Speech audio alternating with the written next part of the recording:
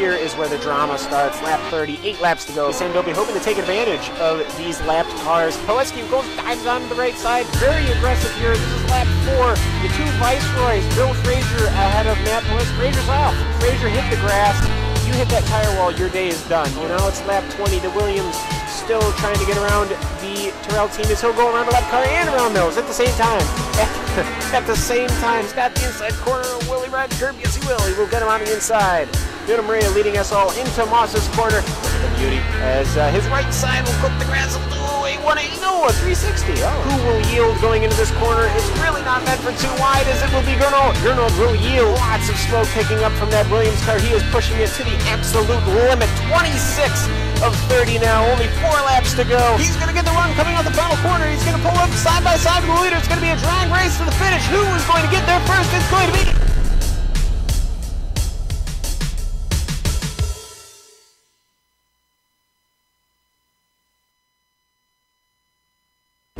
The lights are off and away they go. Extremely loose. He's managed to hold on and they get. He missed the complete that. He's crazy stuff. Side Freitas is on the grass on the infield before. He slides through. He tags Richard Eck.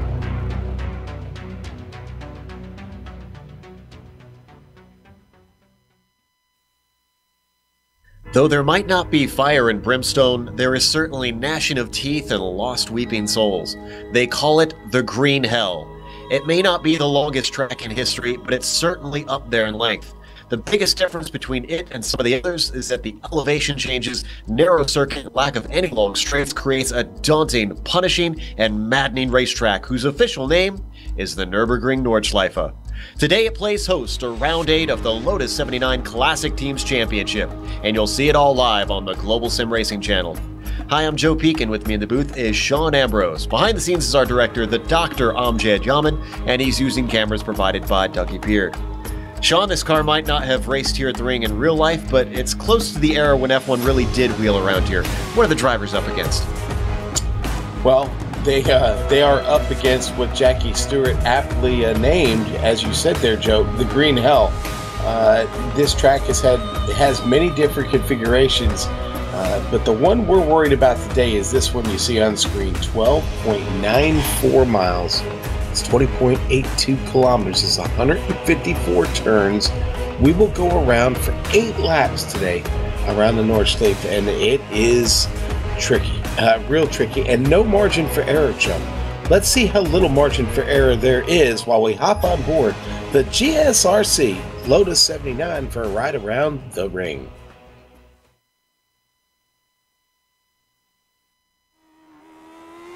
All right, we've got Johan Orlampi in the GSRC Lotus 79, so let's do a lap around the Nürburgring. First corner up is the north curve, and the downhill braking will make it easy to overshoot it. Now we're going to skip ahead to the important parts of the lap since we don't have time for a full one.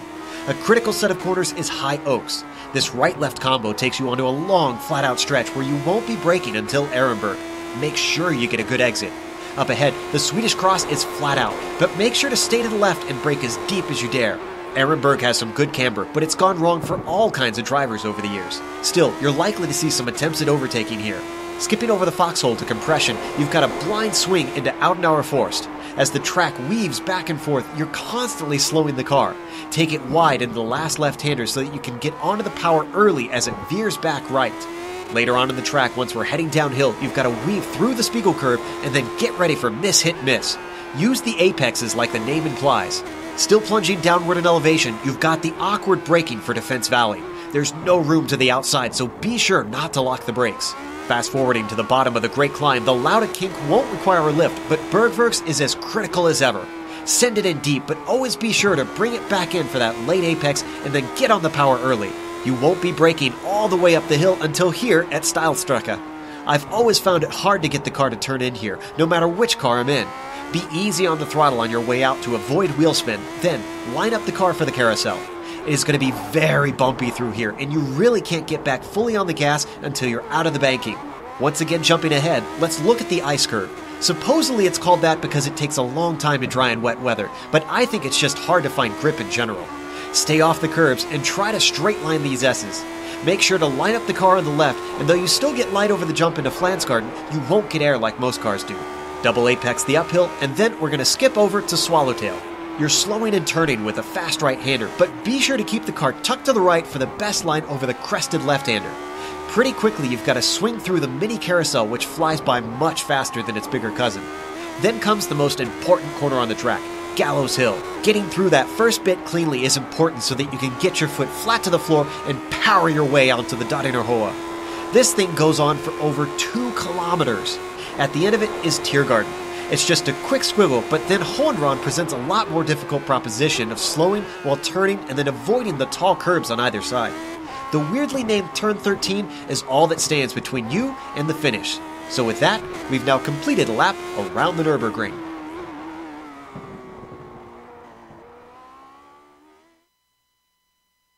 That's only a small taste of the lap around here in the Lotus 79. Now, they are lapping very quickly, close to about 6 minutes, but nobody has yet to break the 6-minute mark in qualifying here this season. But as we wait for warm-up to finish, let's go to the Drivers' Championship as they sit. Of course, this is with drop weeks included. Jarno Prix still standing up at the top, and Juha Norlampi falling just a little bit behind there. Antti Lepisto, well, back in third, but actually very close to Norlampi. And so that second place up for grabs at the moment. Not too much of a jump back to Ruokola in fourth. And then it's a little bit more of a gap back to Hofer, who hasn't broken the 1,000 mark quite yet. Now, Sean, what's the Constructors' Championship looking like? Joe, a lot of action in the Constructors' Championship, actually. Leger Jetan's up to first. Broke up that tie from last week, and now they sit alone at the top, followed very, very closely by Albalon Williams, now in second. They also moving up the ladder. Now Parmalat took a little bit of a tumble, but still very, very close in this championship. We're not done yet here. There's still points to be earned. Colin Bennett, that's Juha Norlampi's team, down to fourth. But good news for Juha, he's fast here. One of the leaders in qualifying, and the Unipart Racing getting up back into the top 5, Joe. Sean, we had a little bit of an inkling of how things will go today, because yesterday you and I covered the Lotus 49 series. Very different car, but also racing at this same track. We saw attrition play a major, major role in that one. Do you think we'll see the same thing here today? Boy, I hope not. I will tell you, this car a little bit more stuck to the track than the Lotus 49 is. So that alone, I think, maybe promotes a little safer racing, but you're also flat out in areas that you weren't in the Lotus 49. And as I mentioned before, one small mistake could end your race. So we'll see. I really think we've probably got maybe a little bit less attrition in the Lotus 79 than the 49 yesterday. Really? Despite them having quite a few more cars. In fact, I think double the field than what we had in the 49s. There's 31 cars who are signed up for this. Now, whether they actually grid and take the start, that's another question, as sometimes we do have drivers who do not start the race. The big thing, I think, is going to be, where do you pass here? I mean, it's a very narrow track, Sean. It is, and boy, there aren't a whole lot of great spots. Arenberg, Metzgefeld, Bergwerk, Stelstrecke, but Datingerhoa, I really think Datingerhoa, I think that's really where you're going to see a lot of the great passing opportunities. We know that the Lotus 79 cuts a pretty good hole in the air. You'll see a lot of drafting and slingshotting for position. Dare I say, if they're hooked up, maybe 4 wide, possibly 5 wide, coming up Datingerhoa. The kink you can take flat out. It'll be a race right up to the end there to complete the lap. So it should be a lot of fun over these 8 laps. With that, the warm-up is just about done. We have a lot of cars to go through, so let's read through our starting order. Juha Norlampi with the pole, a 6:04.2 around here. Michel Dudignon was close, only 0.4 off. He's going to be starting on the outside of row 1. Kalle Ruokola will be in third. Fourth is Antti Lepisto with Gerd Hofer starting in fifth. Jarno Prix in sixth, and then starting row 4 is Michel Vandenberg. Nicola Kochi will be in 8th today, starting 9th. It's Steve Bycroft, and rounding out the top 10 is Matt Wood. Sean? All right, and then we're going to go back to 11th, and sitting there you'll find Pablo Suarez, John Stevens, row 6, QC Clapp, and Jarek Witt there in 14th. Row 8, Gerald Bowman Brook and Timothy Dalton. Row 9, Patrick Luzias and Steve Sarles. Row 10, going to go to Eunice Puhaka and Rob Olenek. Nicholas Mukanos also here from the Camel GT Series. Rob being another one of those drivers who has shown up.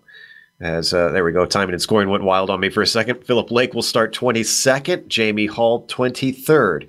Clifton Cockrell will start the race in the 24th spot with Antonio Alvarez in 25th.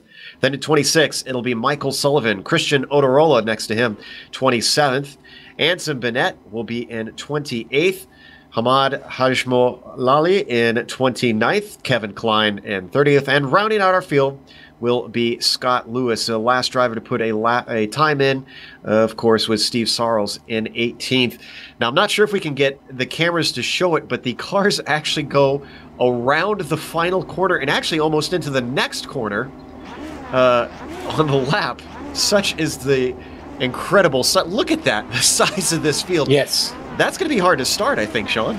Yeah, this is one of the biggest fields we've seen this season. Everybody coming out for a little taste of the ring, and it should provide an interesting start here. No time to warm these tires up, Joe. Let's go. Engines are revving. 8 laps here around the Nordschleife. Who can survive it? Green flag is out. Juha Norolampi tries to get himself down to the corner first. Coming from the outside, he does stay ahead of Dudagnon. Everybody just stacking up, trying not to get into one another behind him into the north curve. I only saw a little bit of contact. Everybody looks to be through clean. So far, so good. Yes, Joe, as they get out of the north curve again, so far, so good. Still a few got side by side here. Most people starting to get single file now as they work their way down the hill through the technical first part of this incredibly long lap. Juha Norolampi just coming out of High Oaks and heading towards Flugplatz. Unfortunately, not like the 49, these cars are planted to the ground. No getting airborne here today in this old machinery. Hopefully not getting airborne. Jamie Hall picking up 3 spots already. He's up to 20th. On a pass for second as Kalle Ruokola tries to work around the outside, and Michel Dudagnon actually makes contact, catches it. Oof, this is brave stuff for the very first lap around here. Drivers usually, Sean, just have to race the track and not each other. Yeah, this opening lap is going to be tricky as several drivers here towards the back of the pack racing hard. Eunice Puhaka just made a bold move and gets himself around Timothy Dalton. Scrambling back there, though. Jamie Hall making his way through just behind Steve Sarles. Hall in 19th, looking to take over 18th, has to brake and go a little bit to the outside, up into Audenauer Forst. Weaving their way back and forth. Got to stay off these curbs, Sean. Yeah, no. You don't want any of these curbs here. And Puhaka making a pass on Patrick Lewis, who gets a little bit loose and off track. Did he hit the wall there? I don't think so, Joe. I think he missed it by that much. Hall still working on the car behind, and into the wall goes Sarles. No, just Sarles. A little bit into the grass, and he slithered into that Armco. Yeah, and Steve took the toe. Tough break there for Sarles. Here on the replay, just runs it out wide. Joe hits that Armco pretty hard there. Smacks it good. Looked like he was trying to give Hall room since he stuck his nose in. Maybe gave just a little bit too much as we switch up to Dudagnon. Coming through X-Mule, now coming here to the Lauda Kink. This is just about the era where Lauda had that infamous wreck that so named that corner. This is a couple years behind that famous fiery crash. So your order for the top 5 now is they're about roughly halfway through the lap. Norolampi, Dudagnon, Ruokola, Lapisto, Hoffer. The climb up Kesselchen. Flat out in these cars, all the way up the hill. Is anybody going to be able to get a draft? Looks like 6 has a bit of a battle going on. Vandenberg holding off Frisch, who has to back up into Kochi, lifting through the moot curve. Yeah, this is a good battle. Kochi really got good pace right now. I'll tell you what, watching the traffic in front of him, he's got to be on the edge of his seat. I would think, Sean, it's almost like a street course around here where it's the closer you get to someone, the more risk you run of something going to foul for them, meaning something going to foul for you. Yeah, Joe, you're absolutely right. Dudignon, though, I just went up to the lead, passes Johan Norlampi. And Norlampi went wide in the carousel, slipped out of the banking, and that's what let him through. Let's watch the replay. Maybe pushing just a little bit too hard as we watch the Finn. This is up into Seilstrecke now. He just drives it in a little too hard here, Joe. He gets into the carousel. You'll see it there. There it is. And it slides up. As we come back live, well, that has released the cork in the bottle. The Frenchman now already a second and some ahead of Norlampi, who's holding off Ruokola. And as we saw yesterday in the Lotus 49, Michel Dudignon knows his way around the ring, Joe. The only good thing for Norlampi in losing that lead is, wow, Ruokola's got a huge jump coming down the Beloff S's. He has nowhere to go. Wow, defensive move up into Swallowtail from Norlampi. Manages to fend it off. But as I was saying here, Sean, the only respite here for Norlampi is that Frisch is all the way back down in 7th, and Frisch is who he's got to worry about in the championship right now. That you're absolutely right, Joe, and certainly this is the type of start Juha needed, and Frisch does not seem to be quite hooked up yet. On to the Dadi Norhoa as we look at Frisch in 7th, but we could see a change for 2nd as Norlampi may slip down further. Ruokola gets a draft, moves around the outside. Going to be flat out through Antonius Beach Kink. And Puahako is getting on the radio about something, not sure what. And look at Norlampi, can he get him back? Gets the draft right behind him before the straight is over. It's so long, but he runs out of it by the time they hit Tiergarten.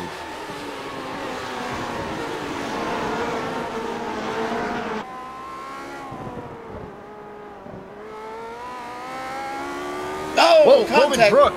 Sorry, you saw exactly what I saw. Yep. That was with Gets together with Puahaka. Talk us through this, Sean. Oh, Puahaka comes around to the left, and they bang wheels, making adjustments right there before that kink. Looks like Bowman and Brook got the worst of it. Yeah, Brook did. We're going to watch from onboard Eunice. They are streaming down this straight at this point. He's got the run with the draft. Just some miscommunication, could not get any farther over. And Gerald actually gets on the radio just now and apologizes.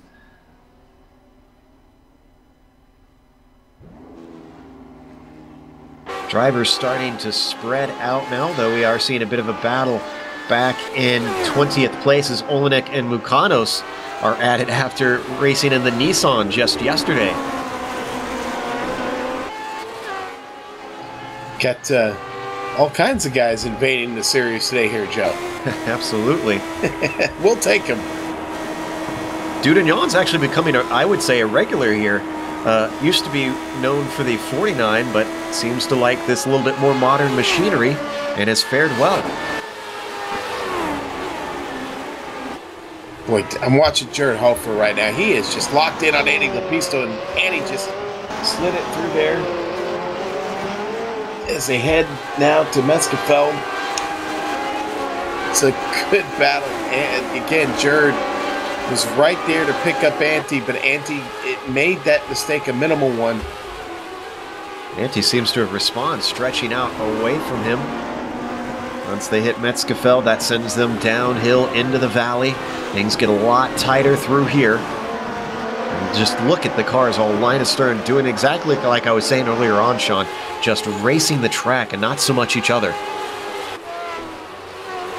Yeah, that really needs to be your focus here. We've been around this track several times. Whoa, that off? Boy. That's Nürburgring. That's our second place competitor in the championship points right now. He's going to get the grass here, Joe. You're going to just clip it. Coming out of miss, hit, miss. He misses a little bit too far on that last apex. That sends him into the Armco. He actually took a toe. Well, this is good news for Prix, who will not take as much of a hit. Promotes Prix into 6th, actually. Yeah, it does. Journo now in 6th. And he's got a decent gap back to Nikola Kochi, who's about 2.5 seconds back. Olenek has had some problems, and that caused Jorg Witt to have some of his own. This is into Defense Valley. Oh. Yeah, Jorg got in trouble trying to get the car righted after having to slam on the brakes. You see Rob's car slides back into the track, and Jorg's going to come through here. Nowhere to go. Ugh, and that's so blind there. Yeah, I think the grass was his enemy. Finally, he gets the car turned around. It took him a lot of time. Gave up several positions. Looking through to see who our biggest mover is. And actually not a lot of progress from most drivers I'm seeing. Yeah, Puhaka's up to 13th, up 6 spots. And then you got Jamie Hall, who's still blazing his way through the field, up 8 spots, in 15th right now. We're on Jamie Hall at the moment, who's actually on the back of Dalton. They just came out of the carousel, up to the highest point on the track here. Jamie's been very solid. Again, Joe, all he's done is really pick up positions since we got started. Picked up, I think it was 4 there in the opening lap. He's been aggressive, but it's been an almost muted aggression, going when he needs to go and making it work. Let's see what he can do on Timothy Dalton. Ooh, getting all the way over to those curves, Jamie Hall, flirting with disaster. Not a good idea. Got to be careful with that Ferrari. Yeah, the car will literally bottom out over the top of that curbing there, Joe. And, well, just imagine what that does to the car. Especially a car that relies on clean suction with the ground effects underneath it. Certainly would make it hairy. He was closing on Dalton for just a moment through the ice curve, but has now lost ground as they hit Flansgarden. Maybe he can get himself a run. Oh, went wide there through Flansgarden. The Beloff S's should provide something of a draft, a slipstream to close him in, and he does indeed start to gain time, but by the time they come to Swallowtail, he runs out of track. Bobble there from Dalton coming over the left-hander of Swallowtail. Now into the mini carousel. And Sean, all he has to do is hold close from here. Yeah, gonna get his shot. Kaya Ruokola making a run here at Michel Toutignan, heading down to Dotner Ho. They're hitting the kink now. Kaya goes to the inside, Joe. Able to hold it there. I wonder if we're going to see a lot of this today between the leaders if they stay close to one another. Move Ruokola up to P1 now as they hit Huanran and into turn 13 to complete lap 2.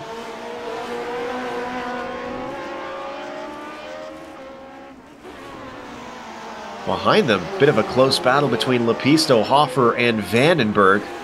This is for the final podium position. A very close battle, Joe. Very close. Right now, Jared trying to lay the pressure. Oh, Ruokola. Oh, Ruokola had an off. Trying to see if he touched the wall. Let's look at the replay to get a better look. He did indeed. You're going to see as we ride on board, just slithers off to the left. Oh, I've always hated braking for that corner, Sean. Yeah, boy, what a mistake there. Joe, Jamie Hall made a big mistake. In the penultimate turn, just slides it through hard into the Armco barrier. See if we've got the replay. This was into Huan Ra on the penultimate turn. He took a hard lick. Here Really comes that does. Ferrari. Go ahead. Not gonna say they just really hard shot there, really destroys the front end. Does not pit, keeps it going on track. And the incident with Ruokola, by the way, that was in Hotzenbach that happened to him. We've already seen a number of top drivers make just small mistakes with great consequences. I know. I said there wouldn't be as much attrition. I know. Well, I said it. I know. Percentage-wise, I think we're doing a lot better, actually, on the second lap than the 49s did. They had nearly a quarter of the field, I'd say. We've only got 1, 2, 3, 4, 5, 6 cars, 7 cars, actually. Because John Stevens just had a problem, as we're about to see on replay. Looks like this was into Audner Forst. Ooh, and a glitch causes him to get stuck in the Armco. Yeah, those are hard to recover from. You have no choice there. Ooh, Olenek letting the car of Jorg Witt by. Wonder if that was just allowing him through after he caused Witt to have a bit of an off of his own, trying to avoid Olenek. Yeah, Rob right now, Joe, just trying to preserve what's left of his race car and get around this track.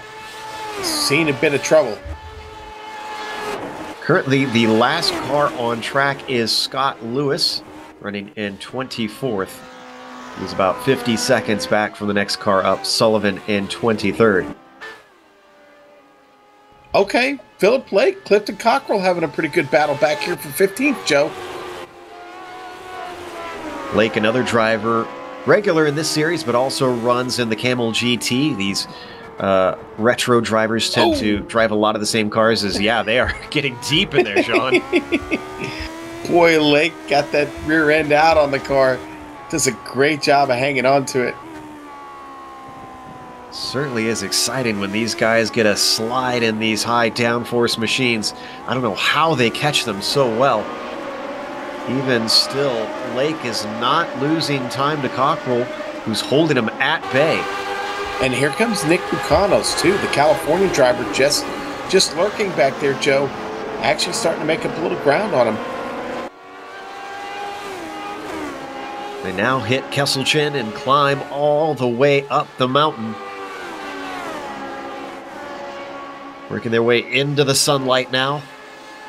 The hills and trees just scattering that darkness around the track, offering a little bit more grip in places. Philip Lake is being gained on by Cockrell.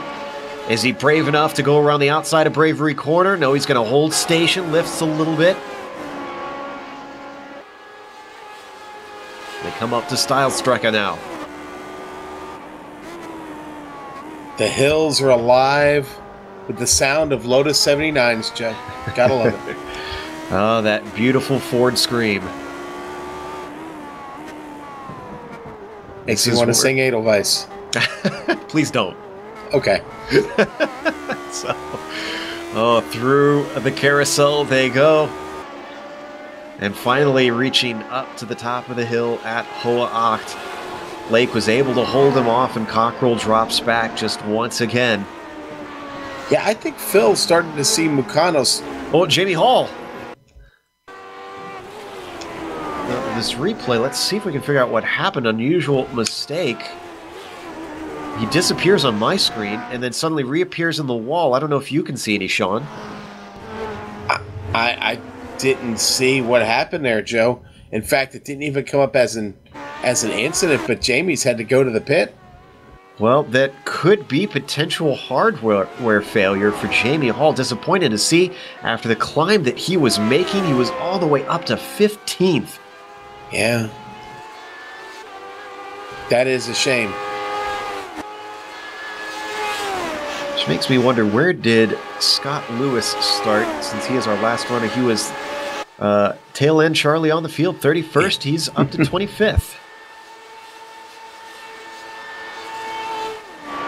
And we see our second place driver, Ruokola, has dropped back to 3.5 seconds behind Dudagnon. I suspect that damage is hurting that car. I suspect you're right. I'm going to agree with you wholeheartedly on that.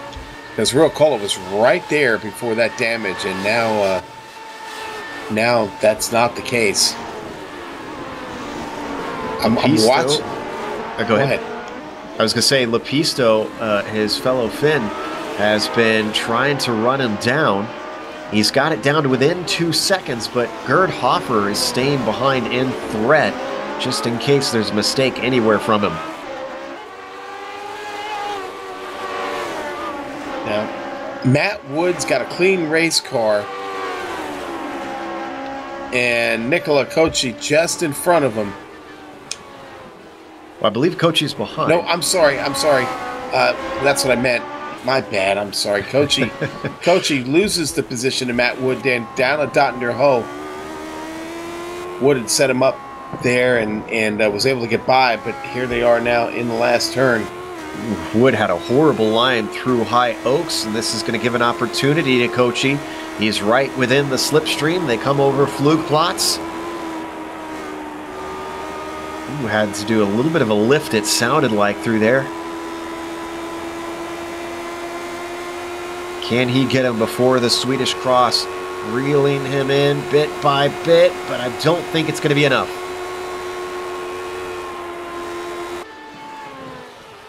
Braking now for Ehrenberg, one of those potential places where you can try a pass. Cocci closing in at the apex, losing out on the exit as they head through the foxhole. Good racing here. Some pretty tricky spots on this track. What if we could go to Philip Lake, who's under threat from Nick Mucano still. Also going through that section we just watched, up over Flugplatz. And he drops back. I'm starting to think the aero wash coming off the car ahead makes it incredibly difficult to be flat out in some of these parts, Sean. Yeah, no, I'm with you. The lack of any real downforce on the front of that car makes it very, very sketchy. Just got to be careful, but Lucanis is really reeling in Philip Lake here.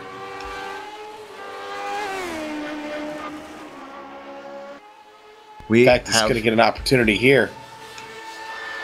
I'm not sure if he's close enough before they get to Audenauer Forst unless we see a mistake from Lake. Both of them look clean on entry. They are kind of catching Clifton Cockrell, though. As we ride on board with Mucanos, as you can see, 5 laps to go in this 8-lap race. And Alvarez behind them had a problem into Audenauer Forst. Didn't hit anything, it looks like, just lost the car in the left-hander. We'll go to a replay of Olenek once we watch this spin there. Fortunate to see for Alvarez. Now, what happened to Olenek? Yeah, he had an exciting run there, Joe. He's going to clip the grass here, coming on the left-hander there. Comes up the hill. He's going to come across. He's going to clip the grass here. You'll see in just a second. It slides off into that Armco barrier. Sends him spinning across the track. Fortunately, nobody there to have to deal with getting around that. And you can see this overcorrection. Once it gripped, there's nothing to the outside of the Swedish cross to give you respite. And that car went straight to the scene of the accident.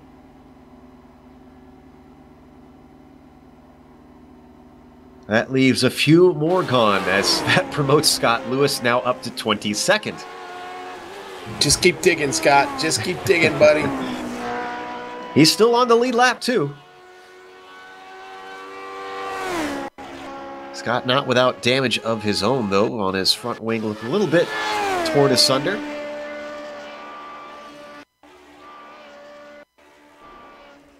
Most everybody has their own little bit of track. The few battles that we have been seeing have been mostly holding station. Oh, Mucanos might get him run here, though, as Philip Lake had 2 wheels off in Bravery Corner and managed to hold on to it. You can see now Mucanos right up the gearbox of that Lotus 79 in front of him as they hit Stilstrecke. tries to get a run off the corner, but Lake recovers. Gotta be careful here in the carousel. But you want to get those left wheels right up against that curbing, but not on top of it. I was going to say, Lake was way down on the banking. Is that the preferred line, Sean? It really is. Right up against those curbs, Joe, but not on top of them. Third place under threat. Gerd Hoffer all over the back of Antti Lepisto. He's been working on this for a while as Lepisto has held that podium spot since we saw a mistake from Noor Lampi send him out of the race and promote Lepisto up here to third. They're still trying to close on Ruokola, who's been holding them back at about a second and a half. Hoffer backs off. Now they hit Gallows Hill. Can he get the draft down the Dottie Nurhoa, though?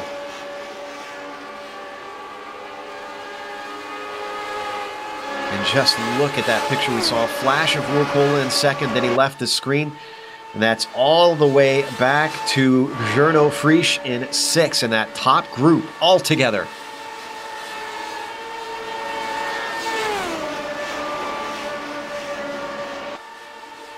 Heading up to Antonius Beach, Lepisto being reeled in by Hoffer.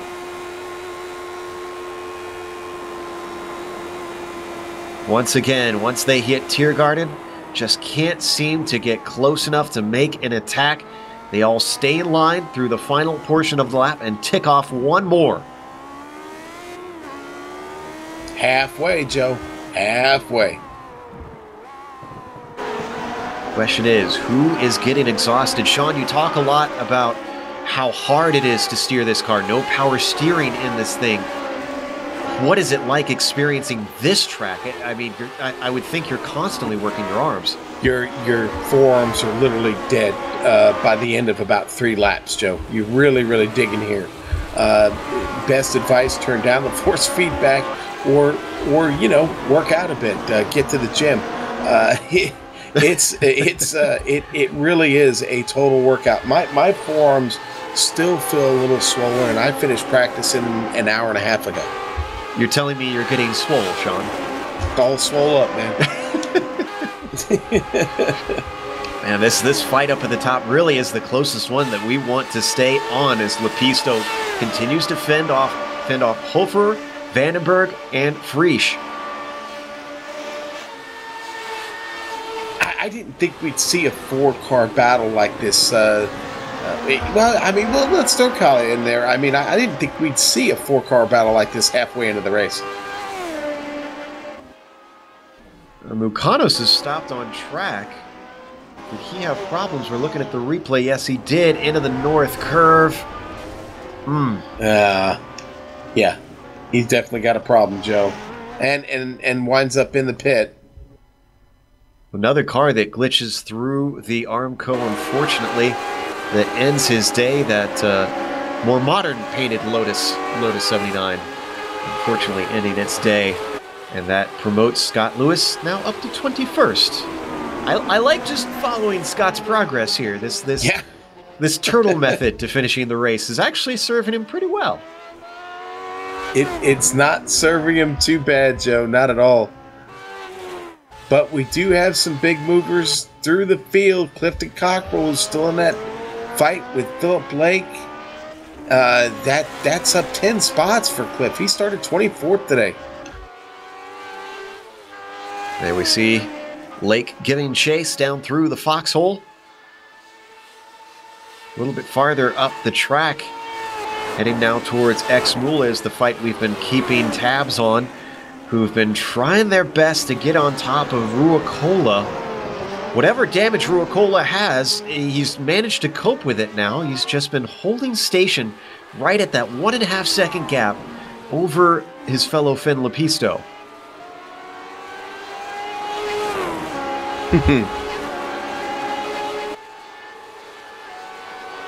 Well, one thing's certain, Ruokola is going to have to earn this one today. 4 angry Lotus 79s behind him, chasing very hard right now. Hoffer's got to run. He's closing in with the slipstream up the hill into Bravery Corner. He also lifts by the time he gets behind him. and just loses all that ground, excuse me, easy for me to say, that he gained. Meanwhile, Philip Blake with a problem coming through Defense Valley. Was trying to catch Clifton Cockrell and the rear of that Lotus. This is actually a decent save, Sean. It really is. That could have ended much, much worse, Joe. It doesn't end with him going back to the pit, so great save. Lapisto here. Yeah, under threat once again as we jump back to it. Hoffer up on top of him once again through Hoa Acht. And I think Lapisto is starting to feel the pressure. I'm seeing that car waggle around as he pushes harder.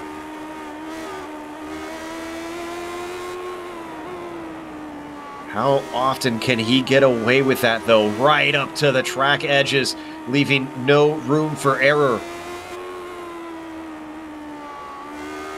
And behind him, not only is it Hoffer closing, Vandenberg has got right up on top of him. A bit of a wobble there from Hoffer. Costs him some time, and now Michel is on top of him, thinking maybe he can do something with Lapisto. Joe, you know, Kochi and Matt Wood, they've got an outside chance of catching this little party as well.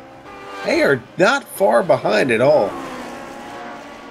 There you can see the Ferrari of Kochi, who's just been sitting behind Wood for pretty much this whole race.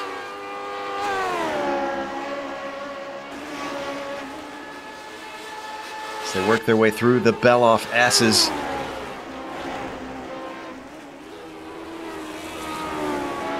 Up in front of them, I believe our leaders are going to be hitting that Dadinger Hoa Sunir. Dudagnon is actually on it now. He's almost 7 seconds over Ruakola, streaking away on his own.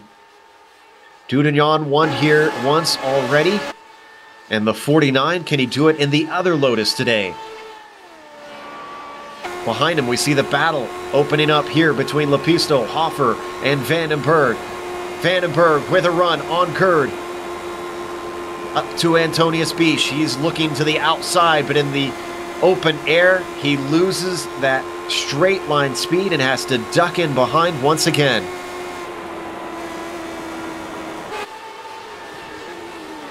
Dudagnon is going to come across the start-finish line here with 3 to go, Joe. Ooh. Sorry, big slide from Hoffer, but manages to catch it through Huanrong. He was very lucky not to lose that position as Vandenberg was on top of him but couldn't do anything with it.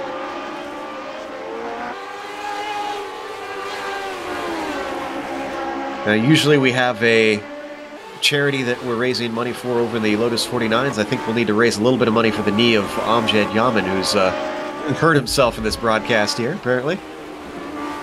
Oh, and we're hearing he might be okay. He'll recover. He's not hurt very badly. Okay. But we'll keep the titanium knee replacement under advisement. Meanwhile, we ride on board with Frisch, just at the tail of this battle, looking over his shoulder. I love this shot on this car. Watching the hands work. Yeah, that's all that gets to work in the cockpit of this car, Joe, is the hands, because the elbows certainly aren't going anywhere, are they?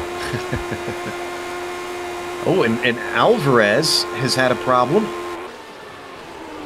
Or, excuse me, no, that was... Alvarez was a while ago, didn't... Alvarez must have gotten... Oh, no, he had a spin, so he kept on going. Yes, he did have a problem. Let's see, this was through Flansgarden. Oh, yeah. Yeah, Joe, and he noses it in really hard. Wow, is this car particularly susceptible to this glitch we keep seeing where you're going to see on the replay that car just finds itself sliced into the Armco? You know, Joe, I think it has something to do with these Armco barriers here. I, too, in practice, had that happen to me twice. It very well may be a glitch. Now, sure makes it hard to recover, though, when you're stuck there and you have no choice. Now, I couldn't see what the sponsor Alvarez had on his car, but was it just me, Sean, or did that car remind you of the old mustard bottles? It did, but not quite mustard. Popsicle. Oh, That's the popsicle car. There we go. Let's get back to Gerd Hoffer, who almost gets into the back of Antti Lepisto, coming through Defense Valley, and that costs him a ton of time. Let's watch the replay. I wonder if we're going to be riding on board here. Yes, we are. Look at this, Sean. Yeah, that's fun. You can see the back of the car almost swapping ends on him as he desperately tries not to get into the rear wing of the fin. I was trying to figure out which gear he was running there just by looking at the rear end. Oh, and Philip Lake, is he a new victim? I believe so. Yes, he is. Oh, has trouble. Where was that? Oh, he got through Swallowtail clean, and then it all goes wrong there at the end, Joe. Oh, just slipped out of the banking into the mini carousel. And unfortunately, Philip falls into the lake of hell here at the Green Hell. Boy, and his car really, really had trouble tracking down Dotner Ho and had no choice. He decided to bring it in. Fans of Scott Lewis, he's into the top 20 now. Or should be. I'm seeing him marked as 21st, but he will be. Yes, sir, he will. 20. Yeah, in fact, believe he will get to maybe 19th. Looks to be the case. Up back to third, the battle that never lifts, and Gerd Hoffer finally gets by Lepisto. This was out of compression, maybe? Where was this? Oh, no. This was, this is up at the top of the hill, it looks like. All right, this was out of the carousel. Lepisto gets wheel spin coming off the corner. That costs him enough time for Hoffer, who's just been trying everything to get by him, doesn't want to wait anymore, and he moves himself finally up onto the podium. It's a lot of work. A lot of work to get there, Joe. Patience is a virtue that Hoffer has learned at today's race, and it has paid off. Lepisto now to fourth. Vandenberg already on top of him, seeing what he can do with him. You talked about the patience at Jared. I mean, you look at his race car. That should tell you how patient he's been. It's clean. Not a lot of clean Lotus 79s left on this track right now. We're on 3 laps to go next time by. Going to be 2 to go for Dudagnon. And such is the gap from Michel that he's already hitting Dotner Hoa. He's got 8 seconds over Ruokola. And this battle that we've been watching has got a whole 10 seconds.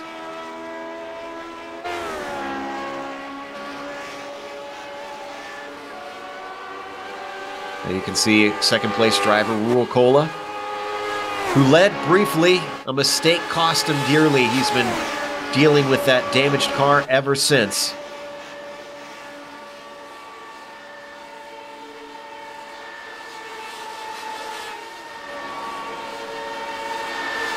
Ooh, there was a mistake from Puhaka. Wonder if we can get that one. He had an off and a slight touch with the barrier. I think this was just after Flansgarden. It was, Joe, and he runs it out just a little wide. He gets that Armco barrier, slaps it a little bit, able to reel it back in. Looks like we just missed it on the replay. Might have to go back just a little bit farther. Car already had a little bit of damage on it. He had some rear wing damage, so it was already dealing with some bad aero. And you're going to see him slide off here. He'll get into the Armco barrier, hit it once, and then the car will come back and hit it again. I just started to notice the time between himself and Clapp go downwards, and it's still decreasing. I think Puhaka's damaged and limping. So QC Clapp going from 12th, eyeing that 11th spot if you can just get a little closer. Yeah, just up in front of them, Pablo Suarez trying to get closer to Steve Pycroft. Got it down to under a half a second as they come around. There we see the battle for that 9th position. Just ahead of him, We keep checking in on Journo Frisch, who we know is leading the championship, and he won't lose points to Nora Lompe today, but he's going to want to maximize as much as he can get as he's eyeing a position from Vandenberg. Are they going to go side by side? Wow. Journo backs out of it. Backs out of it. Good move there by Journo to back out of it. He's getting gutsy, though. It's towards the end of the race. He knows that no matter what, he's not losing points. He's going to finish ahead of Nora Lompe, even if he wrecks out. How much does he risk today?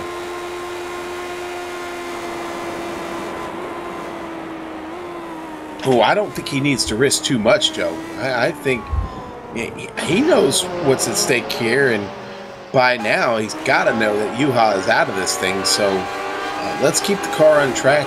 Journo stands to get a great finish right where he's at. I don't think he needs to risk it all.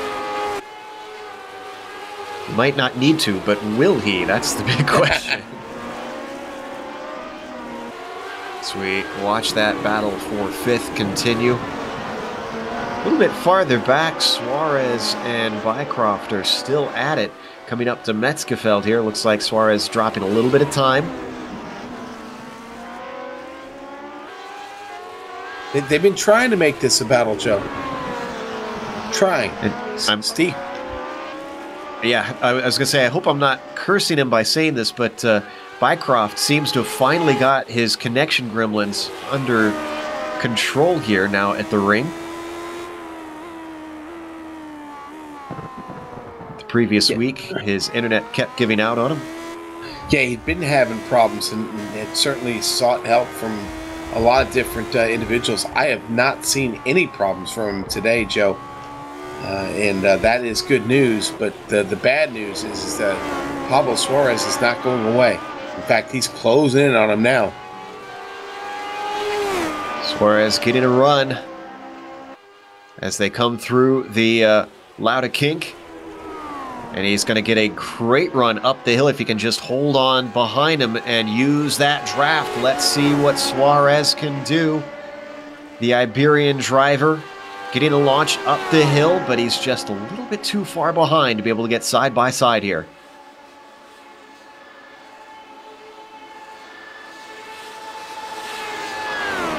Pablo helping the Unipart team here, trying to pick up another point-paying position, Joe.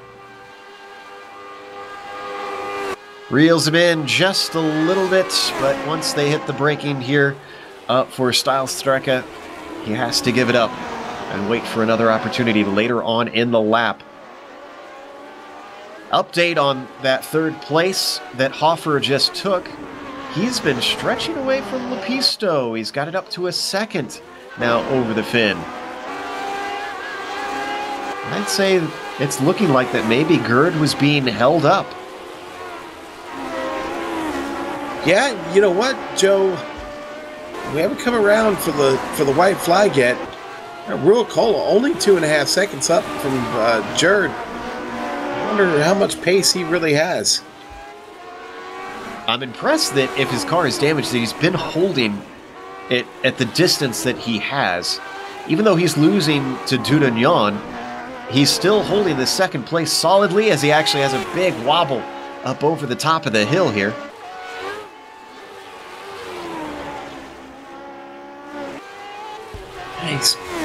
He's picking up a lot of time on Ruokola right now, Joe.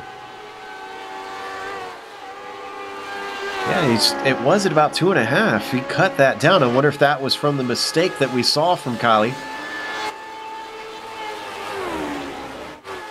He's going to have one more lap to try and get another step higher. Through the mini carousel they go towards the end of the lap to Gallows Hill.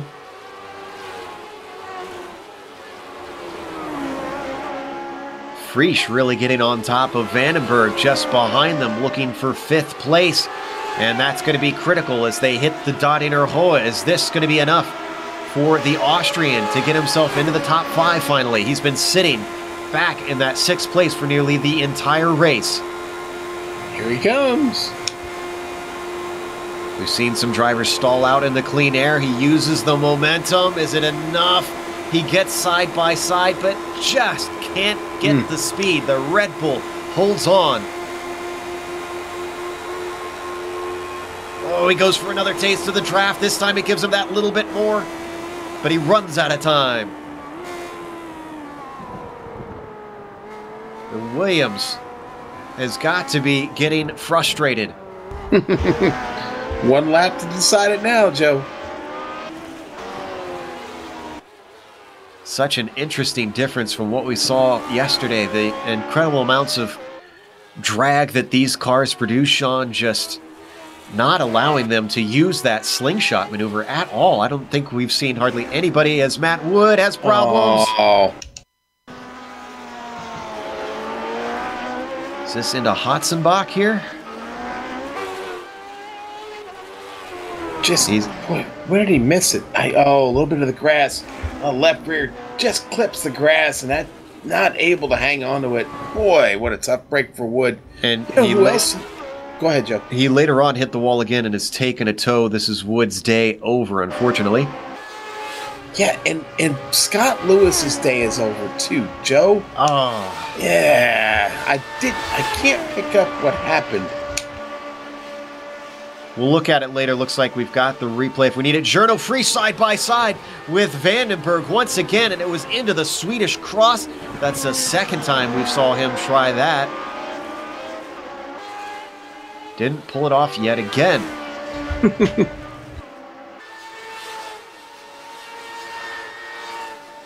Journo really, really wants it, Joe, but I don't think he... boy. He's looking much stronger than Vandenberg. That Dutch driver has got to watch out. They're just joining us up in the lead. We haven't been talking about him, but that's because he's got 8 seconds. Michel Dudignon off for potentially a second win in 2 days here at the ring in classic machinery.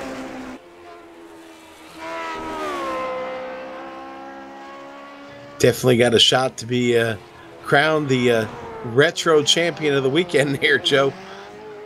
Could call Michel the king of the ring this weekend. The way he's been performing out here.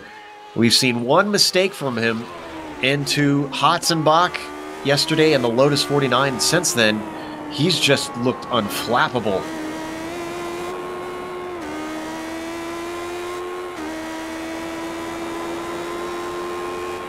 Right on board with him.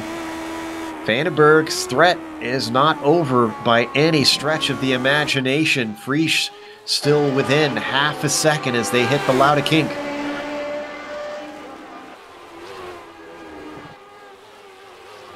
This could be critical. If he could get the launch off this corner, you can see Prix tucking it in nice and tidy at the apex. He's right up there behind him. Is he close enough, though? And is he brave enough through this tight, weaving uphill climb? This is our closest battle on track right now for 5th place. Here we go. Oh, he's got a nose into the inside. This could be critical. They're coming up the Bravery corner, side by side through here. He backs out of it. Ay, ay, ay.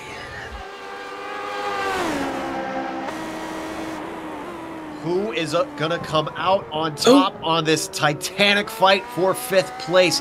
Gets so close into Style Strecka.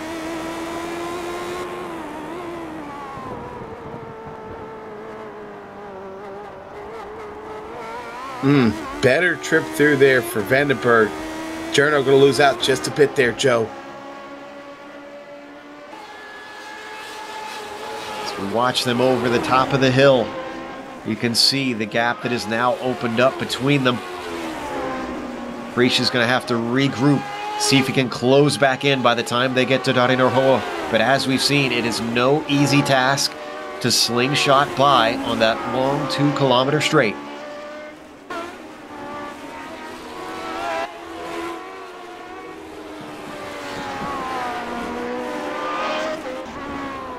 Oh, and Suarez, I was looking at him earlier, thought he was doing okay all by himself, but doesn't look to be the case as in Hoa Octa gets a little bit too much curb. He does. It's the curb that upsets the car, and Steve Bycroft Going to see him come through here. Bycroft there just gets through. Suarez does a great job. I don't know if that was him or if it was just the car stopping in the right spot, but Bycroft, a lucky man right now. I think that's a little bit of luck right there.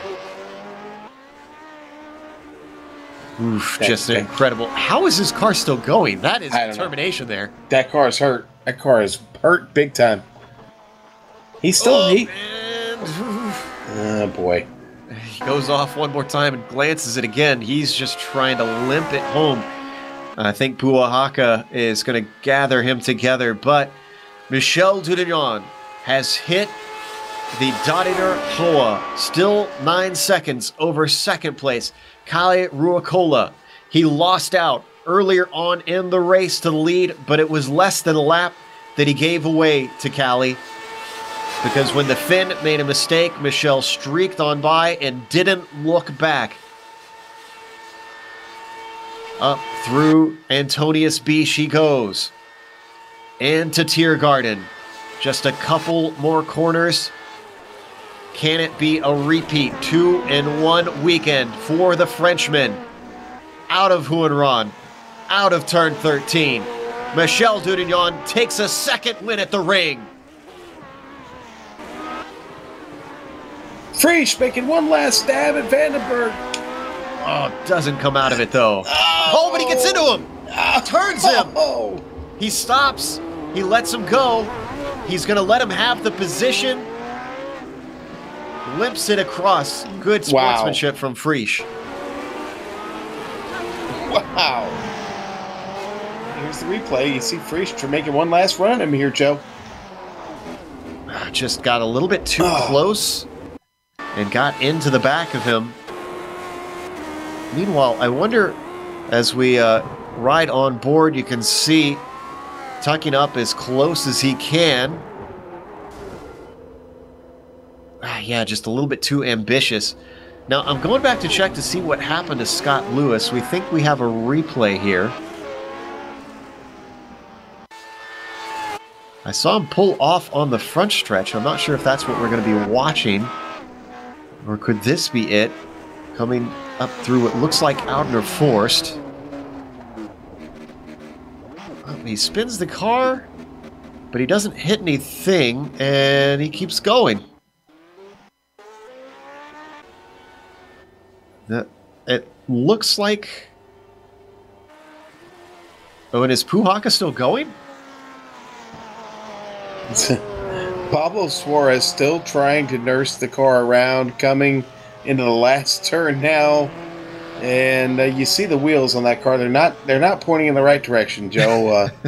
But man, he's going to get. But he finished. He's going to get 11th, and there's still guys on the track behind him, still trying to make their way around.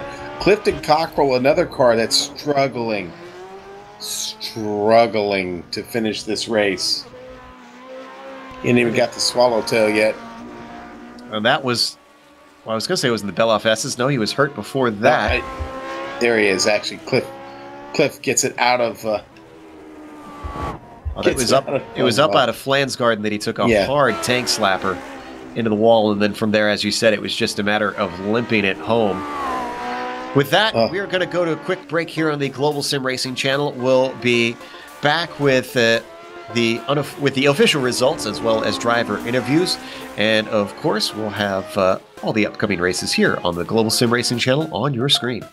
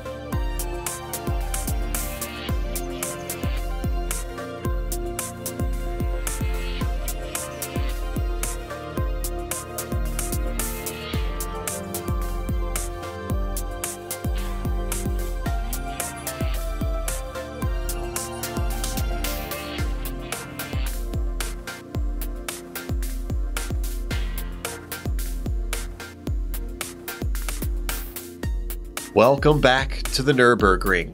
We just watched round 8 of the Lotus 79 Classic Teams Championship, and as could be expected, it was an intense one around this classic course. Michel Dudignon took his second win at the ring in a weekend here on air. Both of them in Lotuses, this one in the Lotus 79. Kalle Ruokola, with some damage, limped it home to second, managing to fend off the likes of Gerd Hoffer, who takes the final podium spot with a brave pass on Antti Lepisto, who comes home in fourth. Michel van den Berg gets fifth, but it was a little bit controversial. He got run into by Jarno Frisch, but Frisch, playing the sportsman, decided to lift and let van den Berg keep his top 5 at the line. Nicola Kochi finishes in 7th, and Steve Bycroft comes home in 8th. Jonas Oshin Puahaka, with a little bit of damage, manages to get 9th, and QC Clapp rounds out our top 10. Sean? All right, and let's take the next 10, starting with Pablo Suarez, who does manage to get the car around and finish there in 11th. Timothy Dalton, the big 12th place finish today. Jorg Witt, 13th. Clifton Cockrell, 14th. Anson Bennett, 15th. Hamed Hamajad, 16th. Matt Woods, 17th. 18th goes to Michael Sullivan. Scott Lewis going to finish 19th. And Philip Lake, a tough day for him, 20th. 21st, Antonio Alvarez, and we were getting into cars that had big problems at the end. Nicholas Mukano's 22nd. Rob Olenek, 23rd. Jamie Hall will be 24th in the end. John Stevens in 25th. And Kevin Klein in 26th. Johan Noralampi, what could have been a good day for him, went south in a hurry. And he comes home 27th when all is said and done. Patrick Luzius, 28th. Gerald Bowman Brook, who gave an apology after an incident early on, finishes 29th. Christian Otarola in 30th. And Steve Sarles, the first of our drivers to fall victim to the ring. He is last on the field in 31st. We have Timothy Dalton waiting for us. He finishes 12th today, waiting for an interview. We'll bring him in. And while everybody else is off licking their wounds, let's talk to Timothy. What was it like from your perspective in the middle of the pack trying to wheel around here? I was just glad when I was alone. For a while, at the start, there's cars everywhere. And to be honest, it's so difficult around here that I would prefer just to get on with the job alone. So Jamie was with me for a while. He sort of overtook me. I wasn't going to fight him. Obviously hard, because it's just you can't survive a race fighting, I don't think, around here. I can't anyway. But then he got a bit offline, and I'm guessing he hit a bump or something like happens around here, and went to the barrier. So from there I was alone, and I was able to just put reasonable enough times in there while I was on my own. Now, a lot of drivers talk about racing this course in various video games before coming here to iRacing. Was this your first exposure to this track here on iRacing, or did you get to learn it before this version in another game? I played it in Forza on my PS2 or something, like that long ago. And so, to be honest, other than the carousel and that, I had to learn it all from scratch for this week. I can imagine it's probably unique in this car. Are you happy with the 12th place finish? You qualified 16th. Obviously, attrition helped you a little bit, so you did gain spots. Yeah, I'm happy with that. I mean, at the end of the day, what can you do? You can just drive as fast as you can to try and stay alive. So I managed both of those on this race. I had 2 bad races at the start of the weekend, so I'm just glad I got a couple of clean ones in on Sunday. Unfortunately, it sounds like your connections get a little bit worse. We're starting to lose your sound a little bit, Timothy. But thank you for coming and talking to us, and job well done bringing it home today. Thank you. See you later. That was Timothy Dalton, 12th place finisher. Sean, I think everybody's too tired to try and talk after the ring. I told you, man, it is a workout. I'm not kidding you. I'm sitting here. I still feel my forearms, and I only put in like about an hour and a half of practice this morning, but that was enough, man. It's grueling, and Juha probably did the right thing by getting out of this thing early, to be honest with you. He's going to take a hit in the points, but listen, everybody's going to be back next week, and we'll have another great race on tap for everyone here on the Global Sim Racing channel. Well, you hear that, everyone? If you want to get yourself in shape, take this car around this track for a few laps and a workout every day, and that's all you got to do. But all we have to do left now is, of course, close things up. We want to thank the Lotus 79 community for helping bring this broadcast to air, and thanks to the companies that provide the software and hardware for our broadcast listed here on your screen. Additional thanks to Eric Ekholm and Casey Lalonde, who provide our wonderful music. See the screen for how to get a hold of more of their great work.